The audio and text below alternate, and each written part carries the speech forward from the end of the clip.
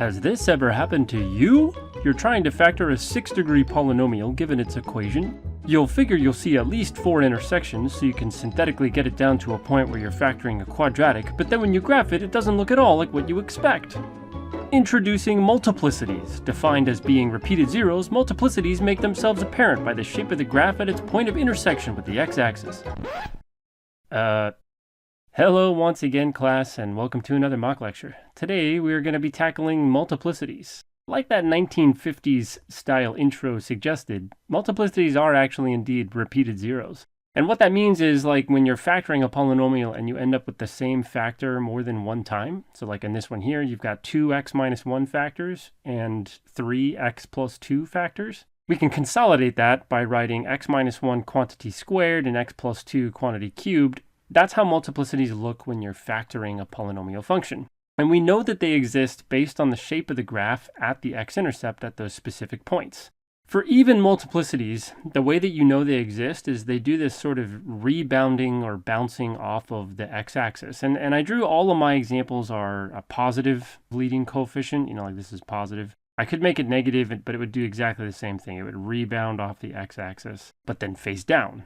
Basically what happens is as you increase the degree of the multiplicity, but keep it even, it just becomes more flat. If you go in Desmos and type in like x plus 2 to the 100th, it'll look basically like this. And it's just so flat that you can't see the curvature at all. It almost just looks like a kind of a box. But it's still a function. And essentially all that happens is the rebound becomes really, really flat when that happens. But that's what you want to take away from this. Even multiplicities you can see on a graph because the zero has the graph bouncing off at that specific point. Whereas odd multiplicities actually do cross the x-axis. So like, even a multiplicity of 1, right, crosses the x-axis, but it doesn't exhibit any kind of special behavior when it does. The way that you know there's a multiplicity of an odd degree is that there's kind of a flattening out of the curve before it crosses, and then it kind of unflattens. And again, as you increase the degree but keep the multiplicity odd, the flattening out before crossing and the unflattening afterwards is much more exaggerated. So you get like a kind of a super flat sort of line when you graph like, x to the 101st or something like that. Maybe x plus 2 to the 101st.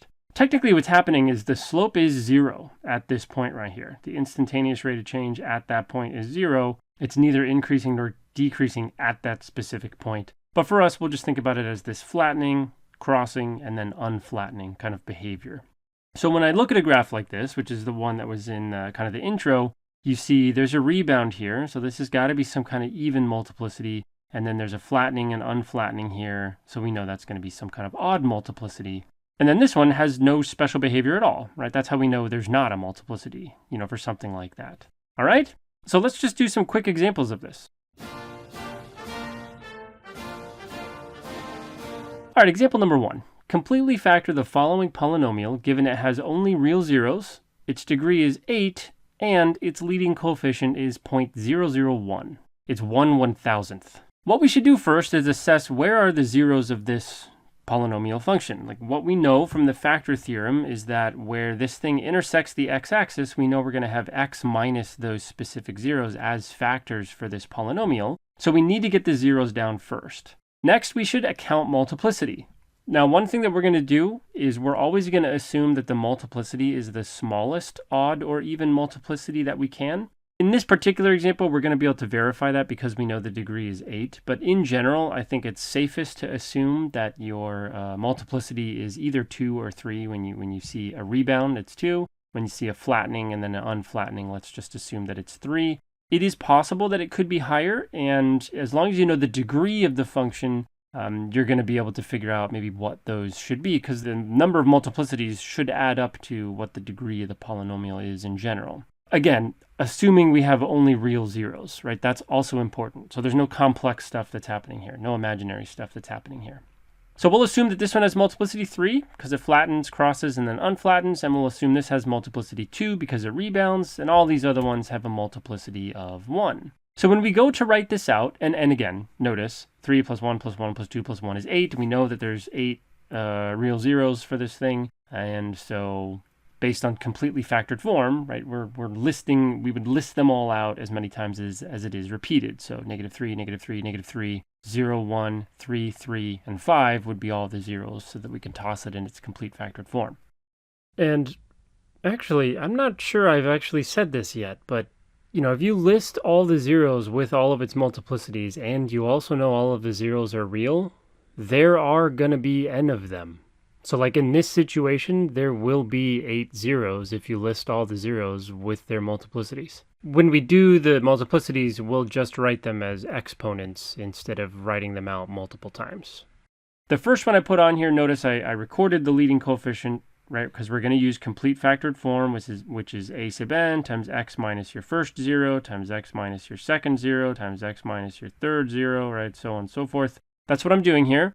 I'm choosing to write x minus 0 as just x first, and then we'll do the next one. So we have x plus 3, because -3 is the 0, so x minus -3 would be x plus 3, and I put its repetition on there, right? That multiplicity was 3, again, solely based on its behavior at its x-intercept. And the next one will be x minus 1, that had a multiplicity of 1. X minus 3, though, has a multiplicity of 2, again, based on its rebounding nature here, followed by x minus 5, and then we're done. And that's it for this one. Example number 2, let's completely factor this quintic polynomial. Now in this case, I did not give us the leading coefficient, so we're actually going to have to find it. You can start to make some assumptions about it, given its end behavior. It's rising on the right and falling on the left, so we know its end behavior is positive, so it's got to have a positive leading coefficient. But again, we'll start with the zeros, right? There's one at -1, there's one at 2, and there's one at 3. But notice there's a rebound here and a rebound here. So both of these have a multiplicity of 2.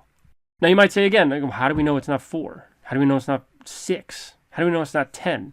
Well, I mean, based on the shape of the graph, it's not flattening out really that much. It looks like a clean rebound. But more than that, we know it's a quintic polynomial. And 2 plus 2 plus 1, again, talking about multiplicities, that gives me 5, so I know all 5 of them are here. All 5 real zeros are here.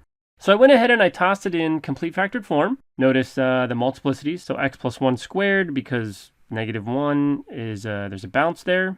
X minus 2 squared, again, there's a bounce there. And x minus 3 has a multiplicity of just 1, so I'm deciding not to write that there. And so here we go, but notice that I put a as kind of a placeholder for what the leading coefficient should be, because we can actually solve for it. How do we do that, you might ask? Well, there's a point on this graph that we know exists. It's 0, -1. I mean, let me back up, right? Because there's a lot of points on this graph we know exist. Whatever this point, we know that exists. Whatever this point is, we know that exists. Whatever this point is, we know that exists. But this one is a clean intersection of the grid. And we have whole numbers 0, -1 as the coordinates for this point. And whenever that happens, whenever you know exactly a point on the graph somewhere, you can actually solve for your leading coefficient. If we plug in -1 for f of x and 0 for all of these x's, then a would be the only unknown quote-unquote variable. I mean, it's a constant that we're solving for, but it'd be the only unknown value that we could actually just solve for at that point. So that's exactly what I did. I plugged in -1 for f of x, because that's the y value, and I plugged in 0 for all of the x's. 0 plus 1 is 1, 1 squared is 1, that's how I got this. 0 minus 2 is -2, but -2 squared is +4, and 0 minus 3 is -3. So this simplifies down to -1 is equal to a times -12, which I chose to write as -12a. But then I would divide both sides by -12 to get 1/12, because a negative divided by a negative is a positive. So there you go. That's the leading coefficient for this thing. It's 1/12. So that's it on this one. Just a quick one about multiplicities and how to use them in complete factored form. Hopefully you guys learned something. If you guys have any questions, please leave a comment below or shoot me an email. Thanks a ton for watching, and I'll see you in the next one.